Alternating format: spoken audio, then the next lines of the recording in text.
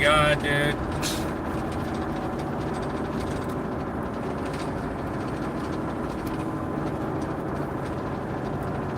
So I submitted an invoice, and now this client is fucking bitching about the fucking price, and it's like, what the fuck do you want from me? You know, I think what she's thinking is like, I'm only charging for the work. Like, I charge per hour. I don't do a flat rate, okay? So I got there at $9.50, all right? Got there at $9.50. Left at $11.09. We do 1 hour minimums plus 15-minute increments, okay? An hour and 15 minutes is what I invoiced her, plus the cost of getting the lag bolts from Home Depot. I had to leave and go to Home Depot. That ate into my time. Didn't take me long to actually mount the damn thing. But you gotta remember, when you're paying by the hour and you don't already have that, shit. I'll let them call me in just a minute. Fuck, dude. Now I have another client. Ugh. My fucking god, dude. I have another client that's hitting me up, which I'm glad. I'm getting hired. I'm glad I'm getting work. It's just like, they don't fucking get it, dude. It's like, it gets to the point where it's fucking annoying. It's like, back before when my rates were a lot lower, I used to get a lot of shitty, really cheap clients. You know, they would want you to do everything all over in the world, but they wanted to do it for like a fraction of what it's really worth, okay? And so I'm like, okay, cool, yeah, fine, Danny, fuck it, you know? But then, God, dude, it's just so irritating. It's so fucking irritating, you know? And so I raise my rates. So now I get clients that they have a better mindset of how much money is spent on various tasks, right? They have a better understand, like, hey, you pay more for good work. Cool. But the problem that I've been having, and this has been going on ever since I raised my rates, the vast majority of clients that I do get, they don't understand the platform at all. Which is normal, like, yeah, it's okay, I get it. So much so, though, it's like then I have to be the fucking TaskRabbit representative and explain everything to them. And it's like, look, I like, a lot of the times I'm fucking driving, okay? And if I'm not driving, I'm working. So it's hard for me to like be in constant communication with these people. And it's like, I shouldn't complain. I'm glad I'm getting work. But this next client wants me to call, so they explain, like, just write it out. Like, how difficult is it? Why don't you write a fucking description? Why don't we do that? How about instead of, you know, like, I'll talk to you on the phone. It doesn't matter. At the end of the day, we have to go back and do everything in chat because it has to be documented. If you want me to do XYZ, I can do XYZ, but you have to write it in the chat. Therefore, I'm covered. Therefore, it's acknowledged.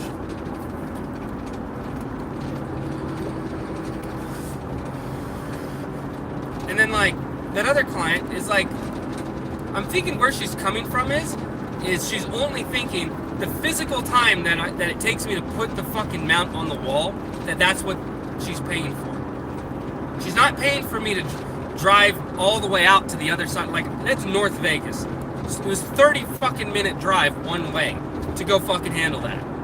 Not a problem. I don't charge them for travel time until I start the job. If I start the job and you, the client, need me to go get something, then I have to charge you for the time that it takes me to go and pick it up. If she would have told me last night, by the way, I don't have the bolts for it. Because we spoke last night. We talked about the whole task and everything. She never once mentioned that they did not have the bolts. Had she told me that, I would have picked them up on the way and she wouldn't have been charged for it. The moment that my clock starts running, though, that's it. So,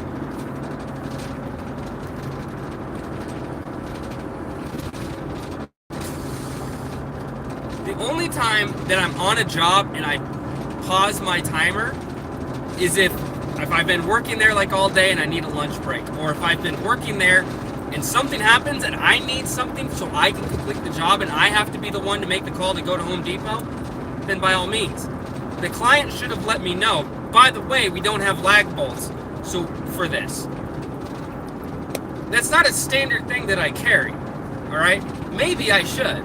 But the reason why I don't standard carry that is because when the situation arises where it needs to be issued out to the client, I can always pick it up, have a receipt, expense it on the invoice so that I get paid appropriately. If I just buy a shitload of them, then how the fuck do I expense that out without covering my ass and having a fucking receipt? What am I gonna do? Like buy a fuck ton of them, always hold on to the receipt, and then fucking break down and do the math on it on how much they should fucking owe? No. It's not how I play. So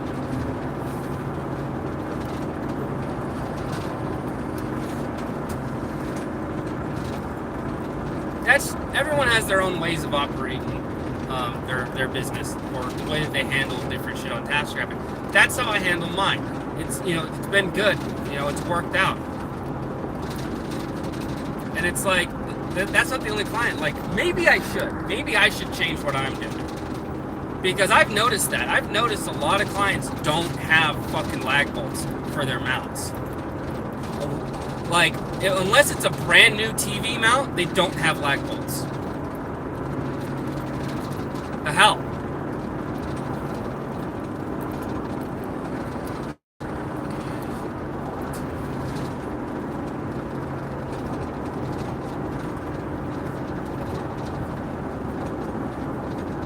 Like, there's a lot of things that I don't charge clients for. I don't charge clients for anchors. That's baked into my price. These lag bolts, those are different.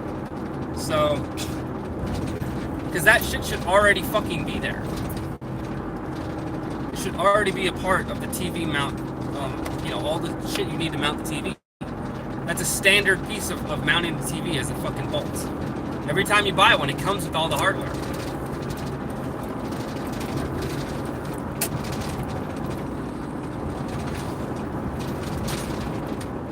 Anchors?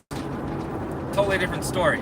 You're not expected to have that 90% of the time with whatever you're trying to mount, be it a picture frame or shelving or this, that, and the other. Or hell, some of the times, the ones that come with it are complete and total ass.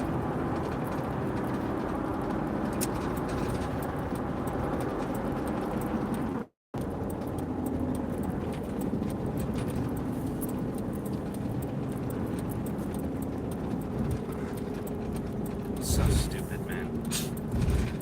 I just get sick and fucking tired of dealing with shitty clients, man.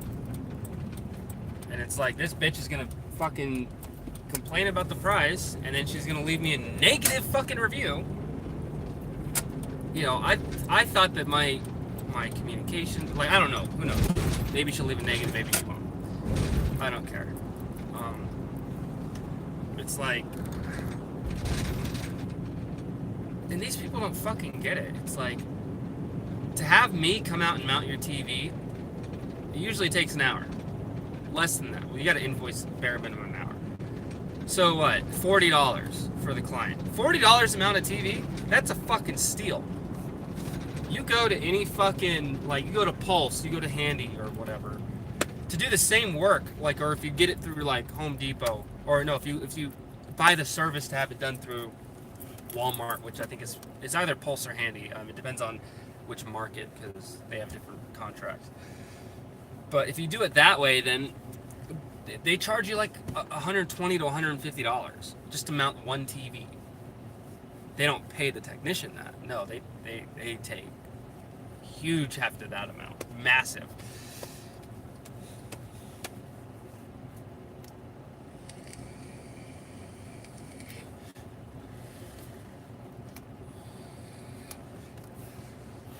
I've seen people on TaskRabbit in the groups, like, they'll charge, like, their mounting rate will be $25 an hour, but if they mount a TV, they have, like, they'll have a special clause. Oh, I have a 2-hour minimum. Or, oh, I have a 4-hour minimum if it's mounting a TV. That's a bit gratuitous. I mean, do your hustle, do your thing. By all means, that's all on you, bro. But me personally, no. That's the 4-hour minimums. I mean, hell, I would do a 2-hour minimum, but kind of that helps weed out the smaller jobs. But it's like with me, it's like a lot of these 1 hour jobs that stack up, those seem to be like my bread and butter. You know, I'm not getting as many of the larger jobs as I used to. So if my rate was lower, I could probably justify that and say, yo, I have a 2 hour minimum. That way, and the reason for that is to weed out any smaller jobs. So if you want to use me, great, but it is going to be a 2 hour minimum regardless. Like there are people that do that, and that is an option I could take. For the Vegas market, my price is actually pretty high. If I were in a different market, where my price of 34 an hour. If I were in a different market, then I could have that justification. But the reality is that I'm not. So.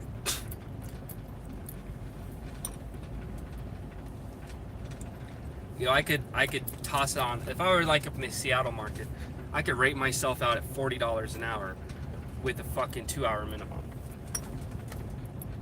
And that would weed out a lot of the smaller jobs. But at the same time, that even at that rate, people would still pay. Because we're talking people up in Seattle, like they make easy $50, $60 an hour. But then the cost of living is like tremendously higher.